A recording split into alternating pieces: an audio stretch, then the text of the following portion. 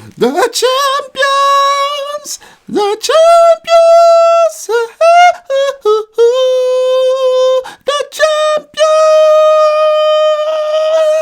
What's up, guys? Welcome back to the channel. It's your boy Dominic Rich. Video around here, consider hitting the subscribe button, man. What a day of Champions League football, guys. Match day 1, it is back. It is back. We had a lot of good fixtures, some dramatic fixtures, man. A lot of action from groups E all the way to group H. So what I'm going to be doing right now, I'll be going through each and every one of the fixtures. I did not see all the games. I couldn't watch the games at the same time because there were 6 games playing at the same time, 2 playing early at the same time, 8 matches in total to go through. So I'm just going to be going through the matches right now. But there was one game that I saw the whole of, the Liverpool and Napoli fixture, when Napoli defeated the holders Liverpool 2-0. So I'll be talking about that one at the back end. So stay tuned. So let's go through the fixtures, guys. Let's go through the fixtures. The one I actually saw earlier today as well, Inter Milan 1, Slavia Praha 1, man. And I must say that Inter Milan, they don't look impressive at all. They don't look impressive. I was so disappointed by Inter Milan today. It's like I wanted to turn the TV off. It was like a disgusting performance. They should have defeated Slavia Praha by at least 4-1. They had the chances. They created the chances in the first half, but they just couldn't, penetrate the Slavia Praha defense and their goal. And in the second half, they were just like terrible. I was like, what the hell am I seeing here? Slavia Praha got in behind time after time after time, especially after they scored that opening goal, courtesy of Olayenka. These names are hard, man. He scored in the 63rd minute, and then afterwards, it seems like Inter were just rattled, and you could see Antonio Conte just showing his frustration on the scoreline. But luckily, they got a late free kick, and Sensi took it, hit the crossbar, it came back, and Barella with the shot deflected, went past the goalkeeper, and they were 1-1, salvaged that draw. And late in the game, Lukaku had a header, which he just headed straight to the keeper, but I think he would have been slightly offside. But Inter, they did not deserve to pick up that 1 point today at all. They deserve to lose. They deserve to lose because Slavia Praha did get a few chances to punish them and put the game to bed, and they didn't. So each team share 1 point apiece, and they are in Group F, in the group of death. So it's going to be very, very, very crucial at the end. As for the other match, Borussia Dortmund versus Barcelona, I'm telling you, Dortmund should have won this game. I saw bits and pieces of this match, but I'm telling you, man, Dortmund should have won the game. But it was the German. Imagine that. A German playing against a German team, you know what I'm saying? He's in goal for Barcelona, and he was the hero on the day. If it wasn't for Marc-Andre ter Stegen, man, the German number 2 or sometimes number 3 goalkeeper, Barcelona would have lost. Embarrassingly, they would have lost. Early on, he saved a brilliant shot from Marco Reus. And then afterwards, a penalty. He saved a freaking penalty. Dortmund had numerous opportunities to punish Barcelona, and they couldn't beat Marc-Andre ter Stegen. Julian Brandt hit the crossbar late in the game. Jadon Sancho had a ball to side foot into the back of the net, but he put it over. Dortmund had too many opportunities, too many great chances, and they failed to punish Barcelona at home. As for Barcelona, they did not have a lot of chances. I could remember Berkey pulling off a save from a Suarez shot, but all in all, it was mostly one-way traffic, with Dortmund getting most of the chances. They should have won the game. They should have won the game, and I did not predict Dortmund to get through to the knockouts here. And who knows, they may rue drawing this game in the end. Ansoumana Fati also made his Champions League debut at 16 years old, man. Imagine that. Imagine if he scores a hat-trick, that will blow the roof off any stadium. The youngster is very, very talented, and I love that Ernesto Valverde is giving him the opportunity. So in the group of death, guys, all games were drawn. 2 games, 2 draws, all teams on 1 point to set up match day 2 very, very nicely. Let's talk about the earlier game from Group G, where Olympic Lyon and Zenit St. Petersburg played to a 1-1 draw. Zenit scored first to Sardar Azmoun in the 41st minute. That was a really skillful setup by Artem Zuba. I told you guys about these 2 forwards, man. They are in prime form. But then Lyon equalized early in the second half through a Memphis Depay penalty. Both teams share a point apiece. If you saw that game, you could leave some insight in the comment section down below. In the other Group G fixture, Benfica lost to RB Leipzig at home. The game finished 2-1 in favor of the German team, with Timo Werner scoring a brace and then Seferovic half in the deficit late in the match. For this group, I did predict Benfica to come in last and RB Leipzig to top it. So it seems like the group is already poised to end up the way I predicted. Well, get over yourself, Dominic, please. But RB Leipzig and Timo Werner, they are continuing their great form. They're currently first in the German Bundesliga, unbeaten so far this season. So Nagelsmann, oh man, the man is quite inspirational. He's actually 32 years old, guys. So I guess the players could relate to him and they could feel like he is a buddy that they could confide in. So it seems like RB Leipzig could be one of the dark horses this season. Also, if you saw this game, please add some more insight in the comment section down below. So after match day 1, RB Leipzig are on top with 3 points, Zenit second 1 point, Lyon third 1 point, and Benfica at the bottom without a point. So now let's talk about the Group H fixtures, and we will leave the Group E matches for last. I know I'm not doing them in alphabetical order, but it's fine. You get it. Last season's semi-finalist Ajax defeated Lille 3-0, courtesy of goals by Quincy Promes, Edson Alvarez, and Nicolas Tagliafico. That was quite an impressive win by Ajax, who made a run to the semi-final last season, but they are without their stalwarts Frankie de Jong and Matthijs de Ligt. But it seems like no de Ligt, no de Jong, no problem. 3-0 to Erik ten Hag and his boys.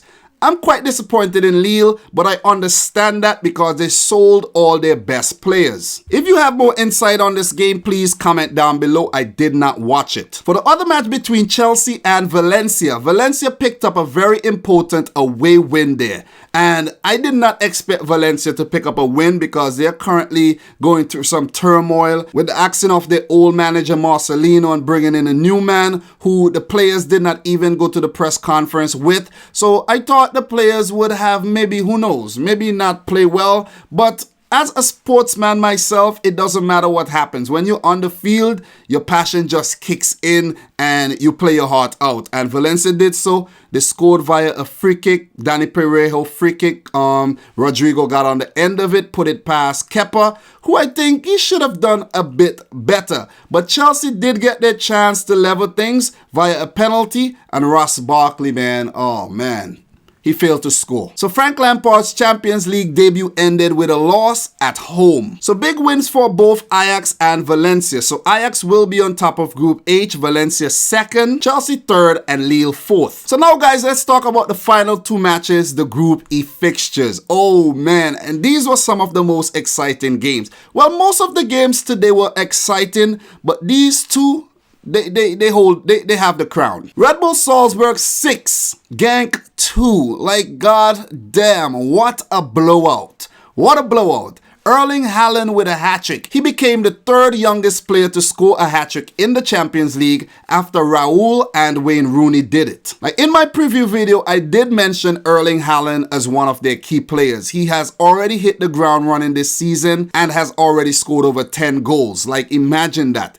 He might pull a Messi this season, scoring like over 50. Lucimi and Samata got on the score sheet for Genk, and 3 other scorers, including Hwang Hee-chan, contributed for Red Bull. That was quite an impressive performance by Jesse Marsch and his boys, and this win caps off the American manager's Champions League debut in grand style. Red Bull are currently on top of the Group E table with that huge win. But Felice Mazu and his boys can't keep their heads down. It's only match they won. They have to come back harder next time around. And for the final game, the marquee fixture, Napoli against the holders Liverpool. This was the must-watch game because Liverpool is playing. They are the champions, and we wanted to see what they're coming with this season. They came back with the same team, but same problems. They're not winning on the road. Remember last season, they played Napoli in the group phase and lost late in the game. And it happened once again today. Silly mistakes by Liverpool and their defenders. Silly mistakes cost Liverpool. I'm not going to say that both performances were polished performances. Both teams did well, they played well, but both teams made a few mistakes. Some of them went unpunished, but it was Napoli who would take their chances when it was presented to them. When you look back at it, I think a draw would have been a better result for this match because the score sheet does not tell you the full extent of what happened in the game because Liverpool had their chances, Napoli had their chances. Goalkeepers came up big. I could remember Adrian early in the game, a double save from Fabian Ruiz. That was a brilliant performance there by Adrian. He did pull off another big save from Dries Mertens. I don't know how he pulled that off, but he did. And I was like, damn, I was criticizing Adrian like that earlier, and he's pulling off these huge saves. But, man, Liverpool, man, I don't know what happened today with Liverpool. They looked really good going forward at times, but they did not take their chances. I think sometimes they were quite indecisive in whether to pass the ball or whether to shoot. You know what I'm saying? You have to be more decisive than that. I also think on closer inspection, this whole Salah Mane thing could have a negative effect at times because sometimes when Salah have the ball and Mane is close, you know, there's pressure like pass to Salah or Salah pass to Mane. So I don't know, man. I don't know. Maybe it's just in my head. But I wasn't expecting to see Liverpool lose today at all. I am not laughing at Liverpool. I would not do that.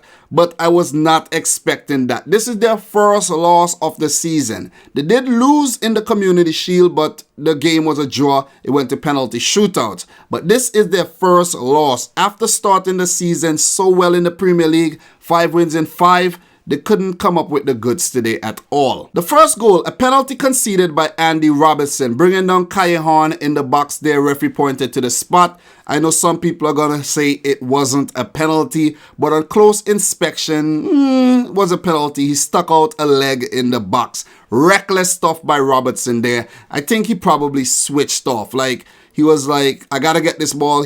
Maybe he wasn't aware of where he was at the time. And it was just instinctive to stick out a leg. Some may say that he did win the ball, but oh man.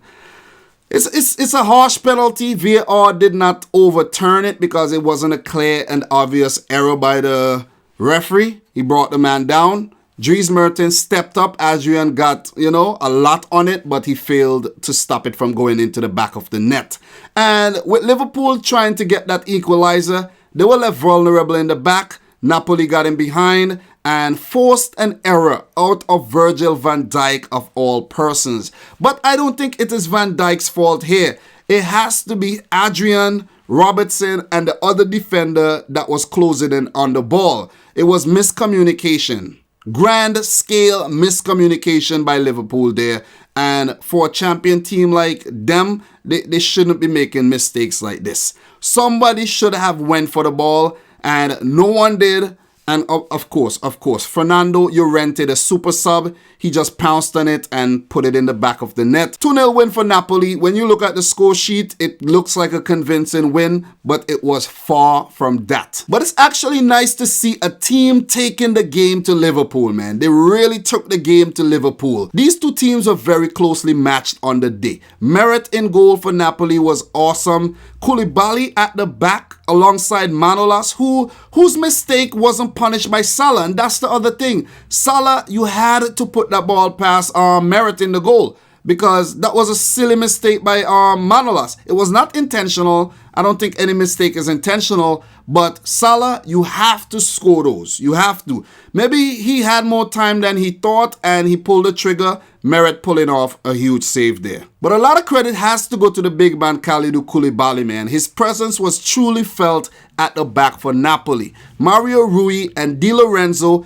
in the fullback positions were also solid. Allen in the middle, very, very hard-working midfielder. Dries Mertens, Fabian Ruiz, Callejon, Lorenzo Insigne. All these guys were very, very, very solid on the day. Hervin Lozada making his Champions League debut for Napoli, I think had a so-so game.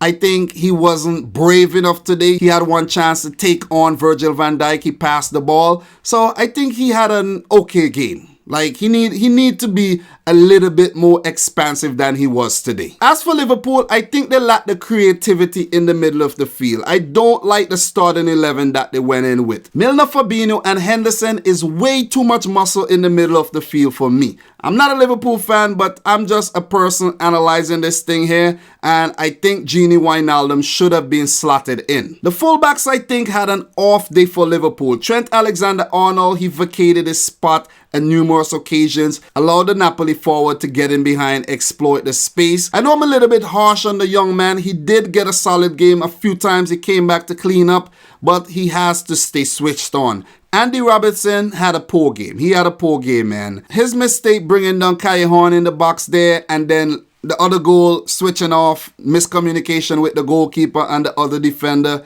Poor game by Robertson. So Klopp has a lot to do. He has a big team talk to do. Whenever they play the likes of Genk and Red Bull Salzburg on the road, they need to pick up wins. They can't do what they did last season and expect to go through to the next round. We saw what Red Bull Salzburg could do, and if they defeat Genk across two legs and pick up draws here, and Liverpool continues to lose, sneaking through to the knockout round ahead of Liverpool, because this Napoli team, I think they are going through to the next round. But it's still early times, still very early times. I do think Liverpool will pick up results on the road against Genk especially. Right now, I don't know about Red Bull Salzburg, but expect them to win their, well, 2 matches at least at Anfield. Napoli will bring the game to them again at Anfield. I don't think they would defeat them, but you never ever know, guys. You never know. This Napoli team under Ancelotti is looking good. But today's loss for Liverpool is definitely something that will bring them down to earth and make them realize that they are not invincible. Well, I think they know that, but sometimes the fans don't think so, especially with the way they have been playing.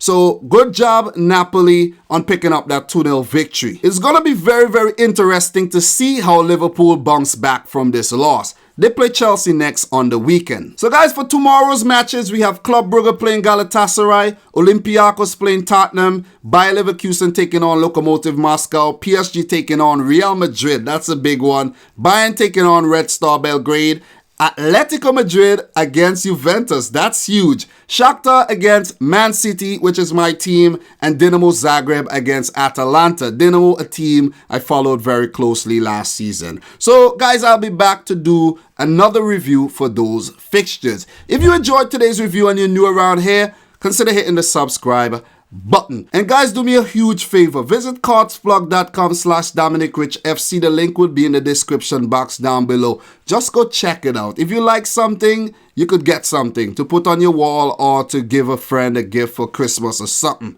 But I'm your boy Dominic Rich, and until next time, peace out. Rich Squad.